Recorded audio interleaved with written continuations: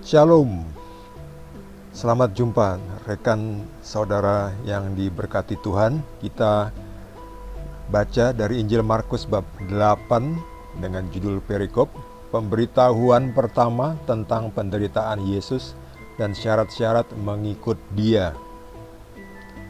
Kemudian mulailah Yesus mengajarkan kepada mereka bahwa anak manusia harus menanggung banyak penderitaan dan ditolak oleh tua-tua, imam-imam kepala dan ahli-ahli Taurat, lalu dibunuh dan dibangkit sesudah 3 hari. Hal ini dikatakannya dengan terus terang, tetapi Petrus menarik Yesus ke samping dan menegur dia. Maka berpalinglah Yesus dan sambil memandang murid-muridnya, ia memarahi Petrus, katanya, "Enyahlah iblis, sebab engkau bukan memikirkan apa yang dipikirkan Allah, melainkan apa yang dipikirkan manusia." Lalu Yesus memanggil orang banyak dan murid-muridnya dan berkata kepada mereka, "Setiap orang yang mau mengikut aku, ia harus menyangkal dirinya, memikul salibnya dan mengikut aku. Karena siapa yang mau menyelamatkan nyawanya, ia akan kehilangan nyawanya. Tetapi barang siapa kehilangan nyawanya karena aku dan karena Injil, ia akan menyelamatkannya. Apa gunanya seorang memperoleh seluruh dunia, tetapi ia kehilangan nyawanya? Karena apakah yang dapat diberikannya sebagai ganti nyawanya? Sebab barang siapa malu karena aku dan karena perkataanku di tengah-tengah angkatan yang tidak setia dan berdosa ini, Anak Manusia pun akan malu karena orang itu apabila ia datang kelak dalam kemuliaan Bapanya diiringi malaikat-malaikat kudus. Demikianlah sabda Tuhan.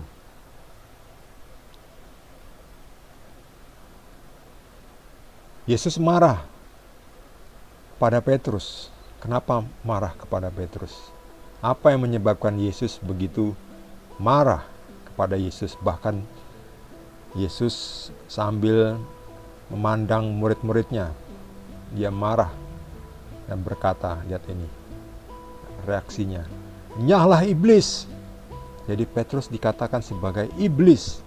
"Enyahlah iblis, sebab engkau bukan memikirkan apa yang dipikirkan Tuhan, melainkan apa yang dipikirkan manusia." Kenapa Petrus mencoba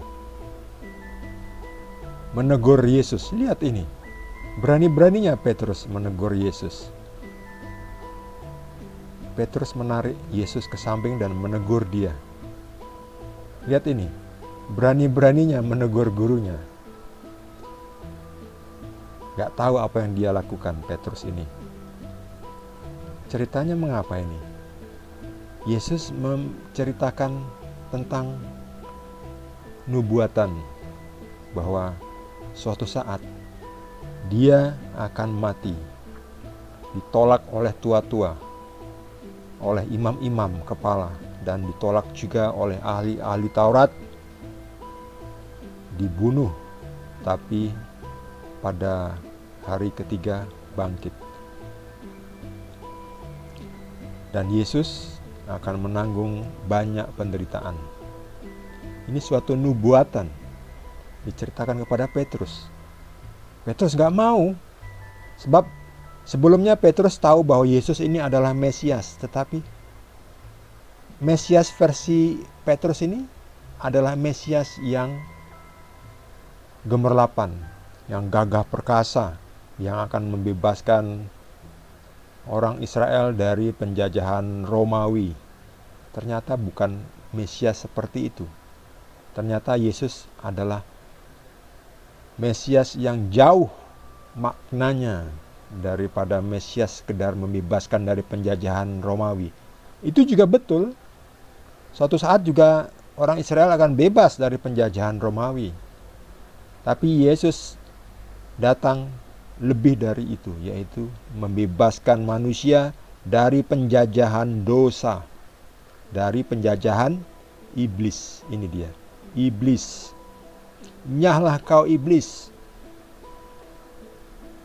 Sebab tujuan dari Tuhan bertolak belakang dengan tujuan dari setan.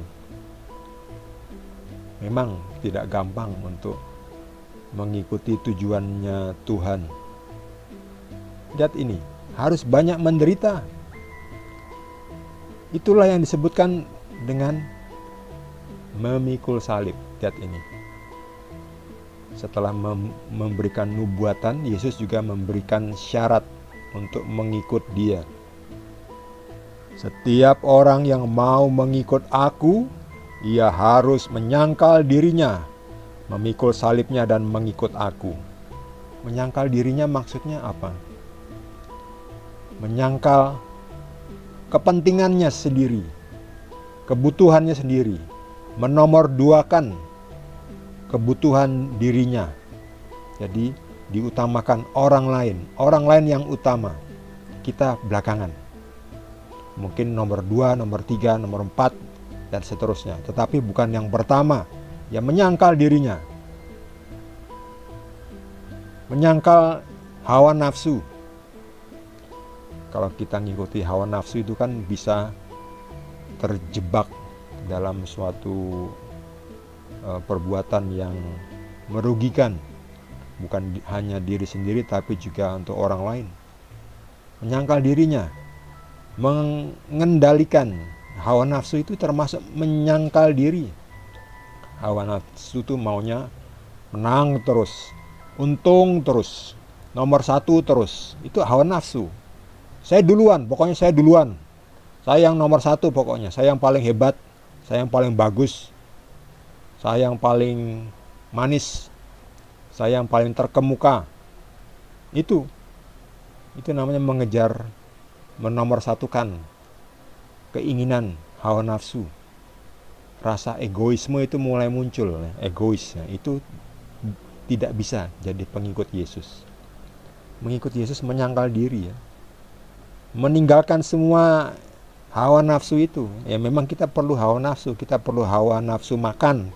Kalau kita tidak punya nafsu makan, kita tidak mau makan.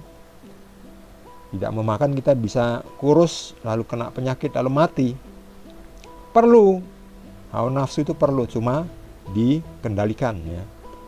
Bukan sekonyong-konyong nomor 1 mengikuti hawa nafsu, bukan. Itu disangkal, ya. Hawa nafsunya disangkal. Memikul salibnya, tugas kita, tanggung jawab kita setiap hari apa? Masing-masing punya salib, punya tanggung jawab, punya tugas yang diberikan Tuhan kepada kita. Tiap orang unik, salibnya unik. Tapi kita diminta Yesus untuk memikul salib kita masing-masing.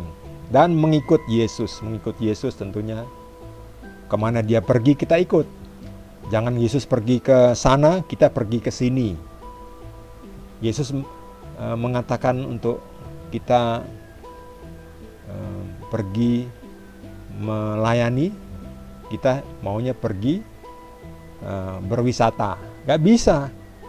Jadi kita mengikuti apa maunya Yesus, bukan apa maunya kita. Kembali lagi, menyangkal keinginan kita. Karena siapa yang mau menyelamatkan nyawanya akan kehilangan nyawanya. Maksudnya adalah menyelamatkan nyawanya karena egoismenya, ya. Itu akan kehilangan nyawanya. Tetapi kalau mengorbankan, ya, nyawanya bukan karena dirinya, tapi karena Yesus dan karena Injil, karena kabar penyelamatan, kabar baik, akan menyelamatkannya. Dalam arti nanti akan mendapatkan hidup yang kekal di rumahnya. Rumahnya siapa? Rumahnya Yesus tentunya. Terakhir, barang siapa malu karena aku dan karena perkataanku di depan orang-orang yang tidak setia dan berdosa ini, suatu saat nanti di akhirat, anak manusia pun, Yesus pun, jadi anak manusia ini adalah Yesus. Yesus pun, saya pun, ini dikatakan oleh Yesus, akan malu terhadap orang itu apabila Yesus datang kelak dalam kemuliaan Bapanya, diiringi malaikat-malaikat kudus dengan gegap gembita, dengan perkasa. Ya nanti kehebatannya itu nanti akan dimunculkan nanti ya di akhirat. Sekarang Yesus tidak memunculkan kehebatan. Yesus sekarang memunculkan kerendahan hati, kesederhanaan, kemiskinan. Walaupun Yesus adalah kaya, tetapi Yesus juga menyangkal. Di dunia ini Yesus menyangkal dirinya sendiri juga. Jadi kan Yesus memberi contoh. Sudah memberi contoh yang baik Yesus. Menyangkal diri, yaitu meninggalkan tahtanya. Yesus adalah raja di sana. Yesus adalah Tuhan. Tapi Yesus meninggalkan semua itu demi kita, menyelamatkan kita. Jadi Yesus sudah memberi contoh yang baik pada kita. Guru yang baik adalah Yesus. Memberi contoh, melakukannya sendiri ya. Yesus juga memikul salibnya, ya, memberikan contoh kepada kita ya. Kita juga ikuti.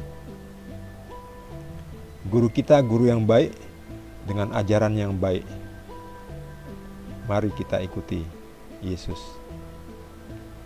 Bagi saudara yang mendapatkan tambahan pencerahan, boleh juga berbagi dengan kita semua. Yang belum subscribe, jangan lupa di subscribe dan juga di like. Kita akan lanjutkan dengan perikop berikutnya dari Injil Markus. Terima kasih. Tuhan Yesus berkati kita semua.